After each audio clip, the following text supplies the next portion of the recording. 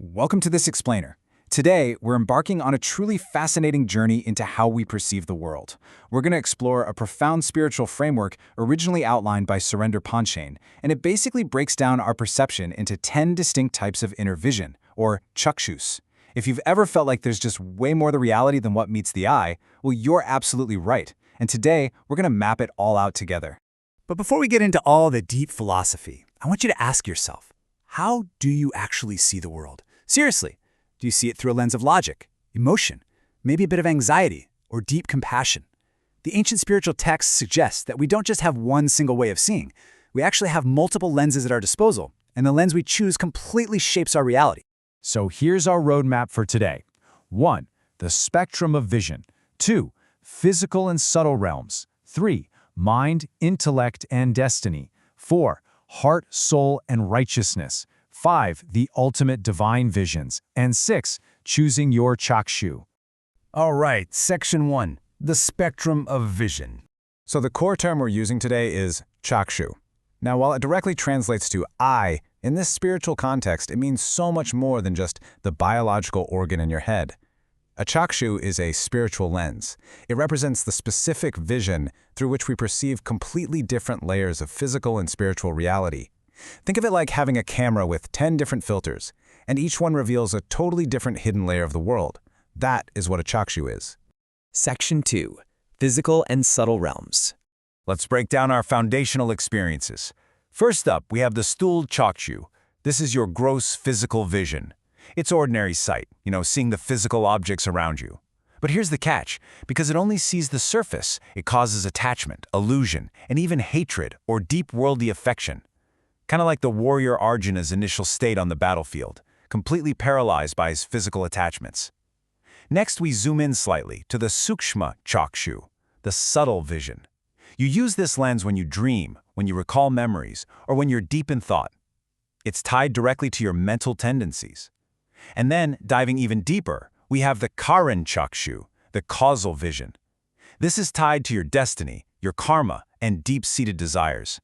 Sages and saints often use this specific Chakshu, which grants them profound knowledge of past lives or what's destined to happen in the future. Moving on to Section 3. Mind, intellect, and destiny.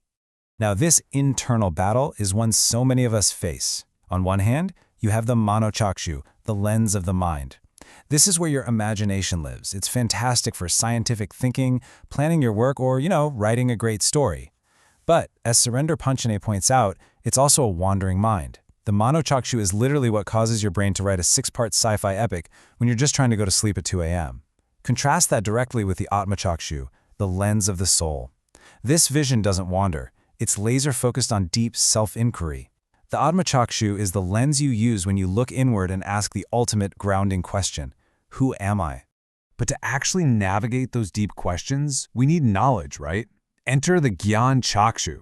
This is the intellectual lens of scriptural wisdom. You don't just naturally open this eye.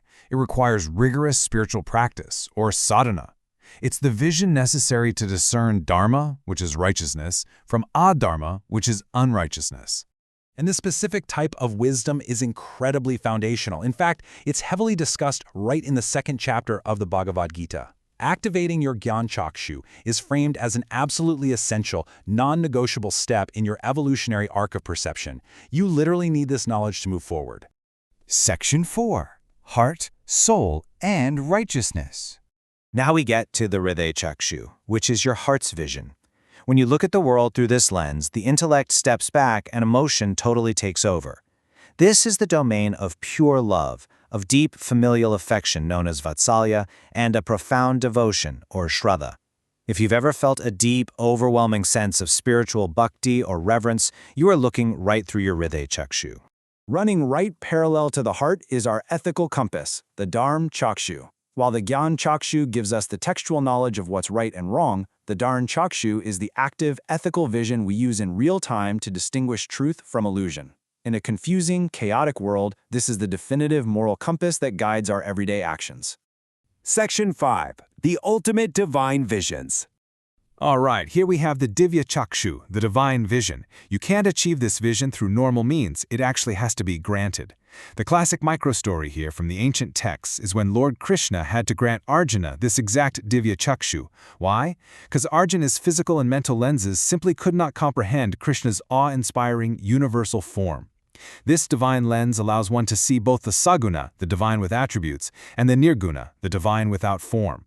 It is true, unadulterated cosmic sight. And finally, we reach the absolute zenith of this framework, the Samdarshi Chakshu. This is equanimous vision. It's the ultimate evolutionary peak of perception, where one looks completely beyond all worldly aversions, attachments, and biases. You observe absolutely all beings with perfect equality. This profound principle of the Samdarshi Chaksu is beautifully illustrated in the 5th chapter of the Bhagavad Gita. The text describes a truly wise person as someone who sees a learned Brahmin, a cow, and an outcast all with equal vision. Just imagine that level of perception for a second, seeing the exact same divine spark in absolutely everything and everyone, totally free from the attachments of that very first physical lens we discussed. It is incredibly powerful. And finally, Section 6, choosing your Chakshu. So I want to leave you with this final provocative question. Which lens are you looking through today? Are you stuck in the stool Chakshu, judging the world purely on surface appearances and physical attachments? Is your Mano Chakshu overthinking everything right now?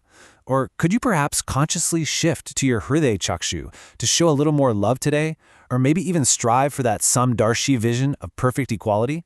The absolute beauty of this framework is that it reminds us we have a choice in how we perceive our reality.